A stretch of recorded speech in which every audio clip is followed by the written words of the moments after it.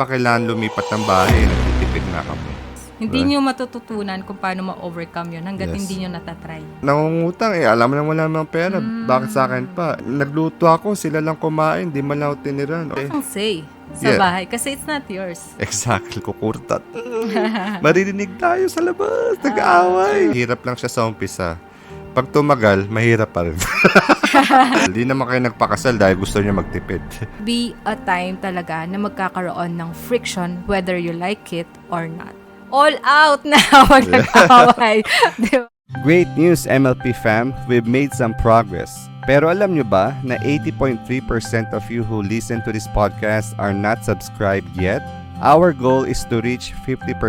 So if you enjoyed one of our videos or believe in what we are doing and you'd like to show your support, can you do me a favor and hit that subscribe button?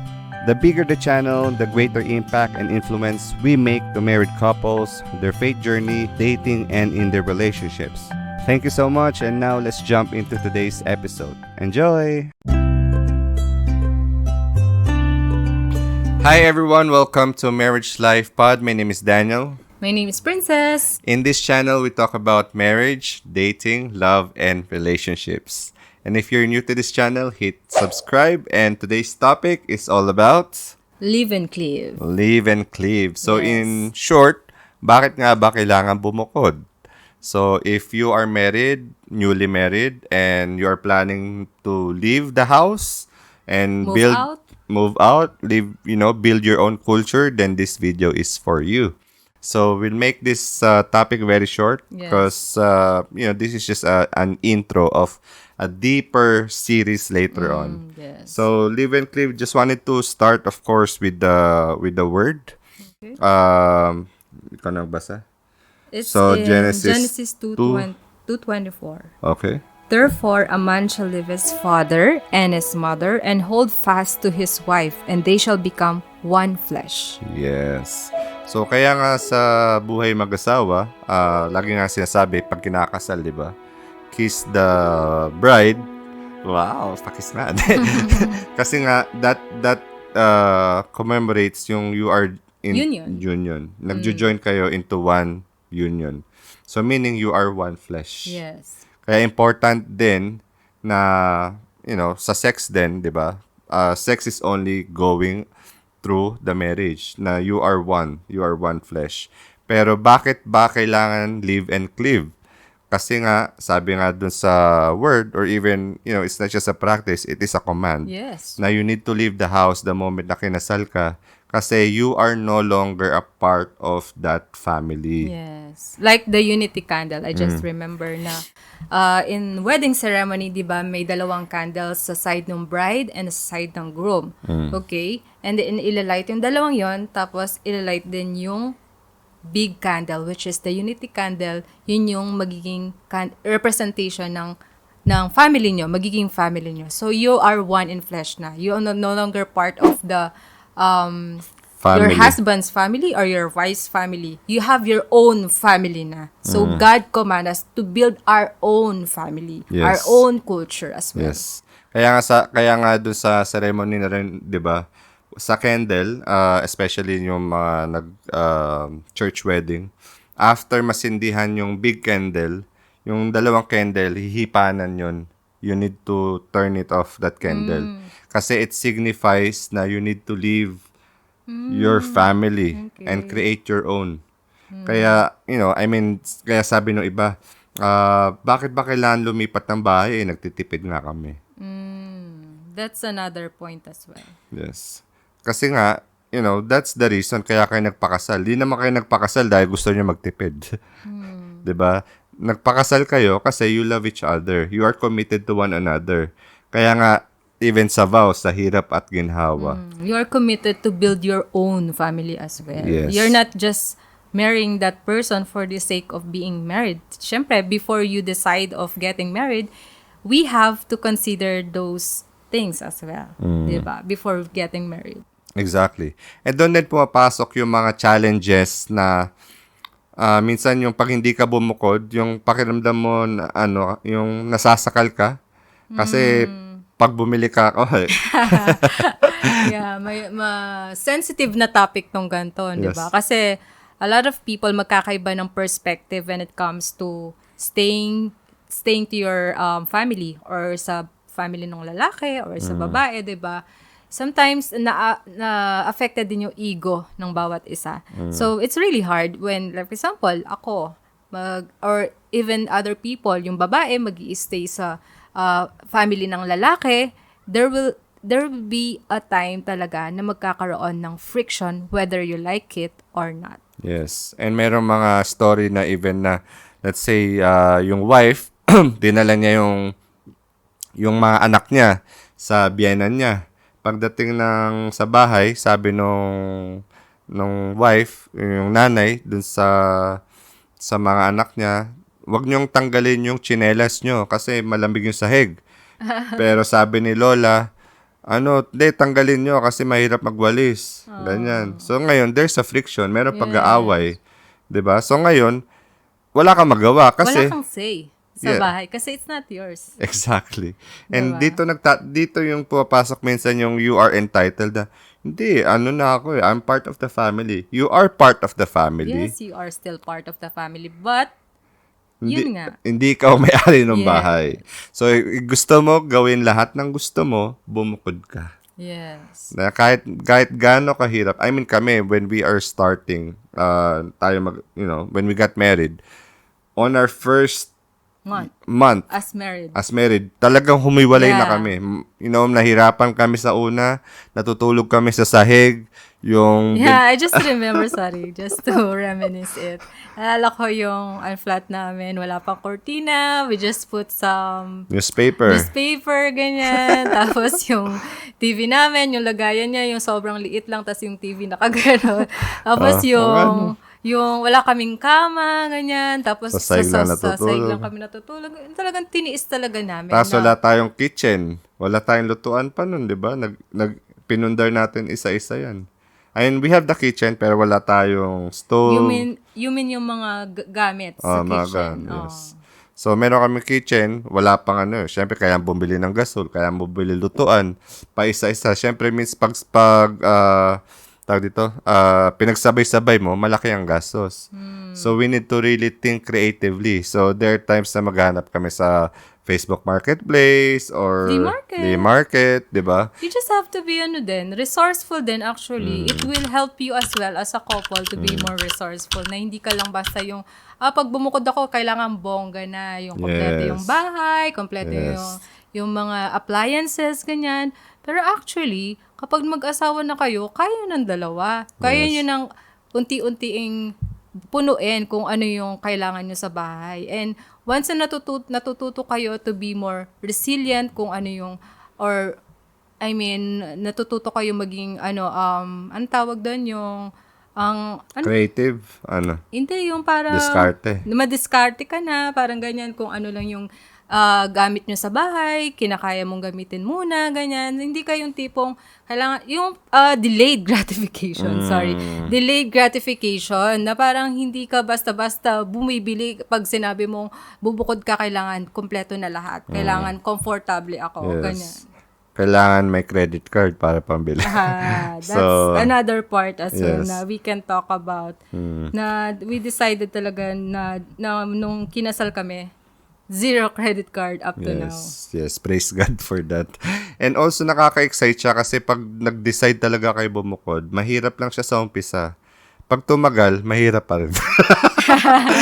Hindi, mahirap talaga yan. Pero the process is... Pero iba na, yung hirap. Yung hirap mo before, iba yung hirap mo ngayon. Mas na-enjoy mo kasi dalawa na kayo eh.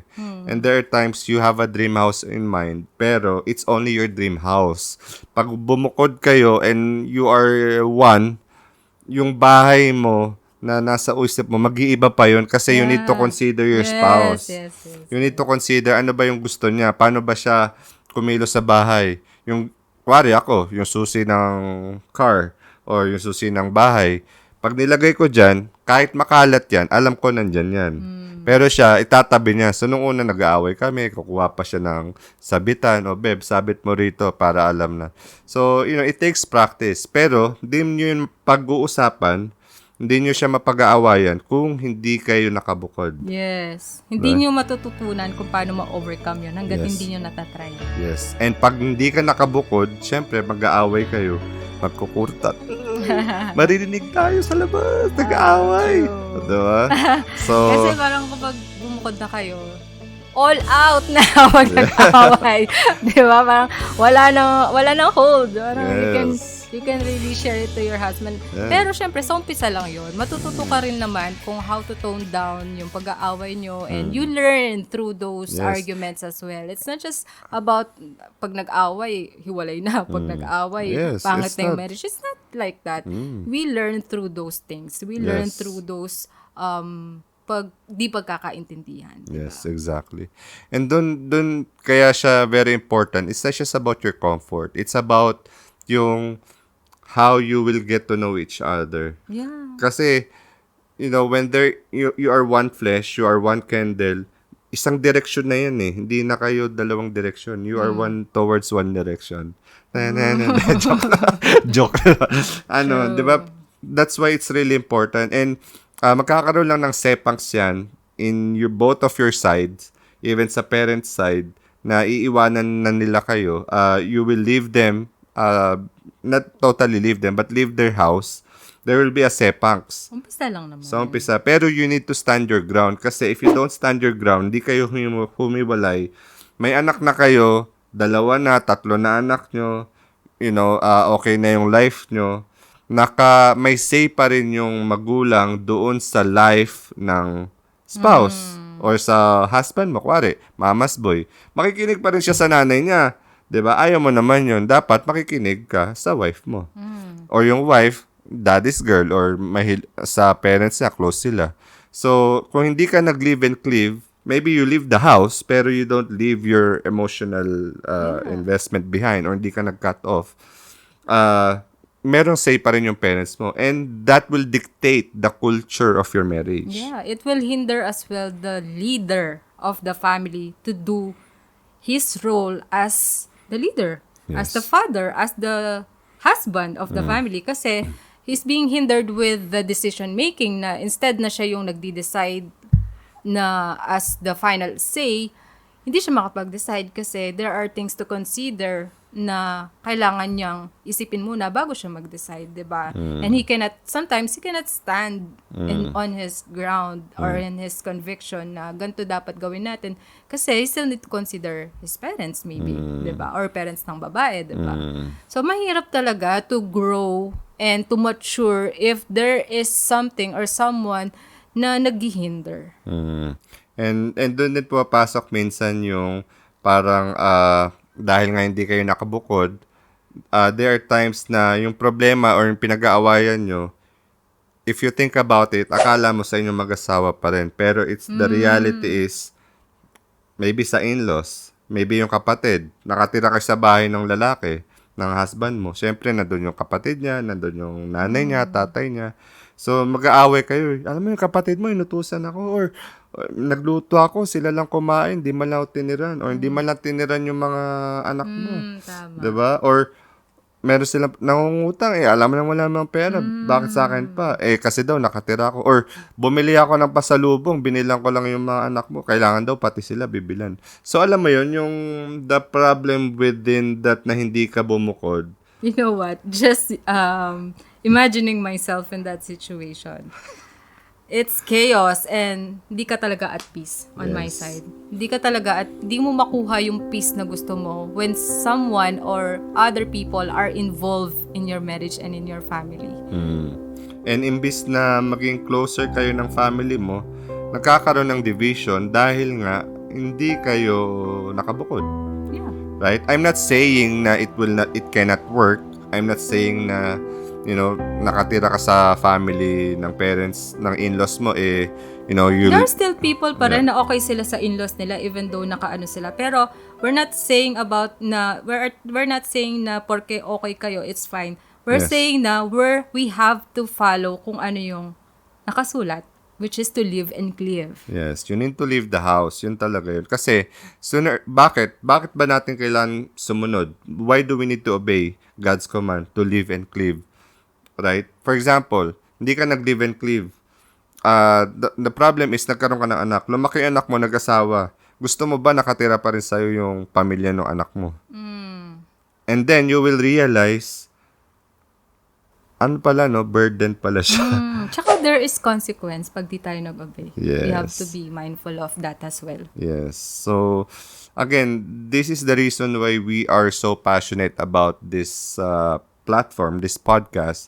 It's for you and us to really minister together. It's like we're doing our, life group together. We're doing life together. So, for you na nanonood ngayon, kung meron kayong mga experience about sa live and cleave or yung hindi kayo nakabukod, ano experience nyo? Comment lang kayo dyan. And ano siguro din, coming from us na na-experience talaga natin yon.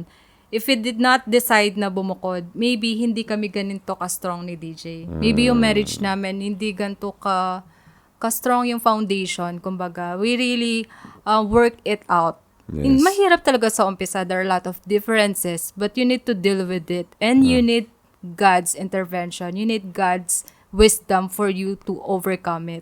Yes. But in the end, if you overcome it, it will be fruitful, it will be joyful, and you will move to the next step of your marriage. Yes. Diba? Lagi siya magle-level up. Kasi nga, nakahiwalay kayo. So, you can fight. You can make an argument. Complain and all, you Yes. can do Pwede everything. kayo mag-makeup, maglambingan, walang makikinig sa inyo, di ba? So, it's very fun. And even you are not limited to your galaw na iisipin mo na anong sasabihin ng ibang tao, baka i-share to ng brother ko sa iba, ganyan. Yes, So, chismis. that's another factor. You have to protect your peace. At the same time, you have to protect your integrity as a couple. Yeah, as a married couple. Yeah. So, I think that's it for today. I hope you enjoyed this episode. So, again, what we're just requesting is if you'd like to partner with us in this channel, in this ministry, share to your friends, to your family. Even if just one person na you feel na makaka-relate to this, share to them. If meron kang isang barangay na makaka-relate, share to them. Much better. So again, my name is Daniel. My name is Princess. Until the next one, bye for now. Bye-bye. Bye!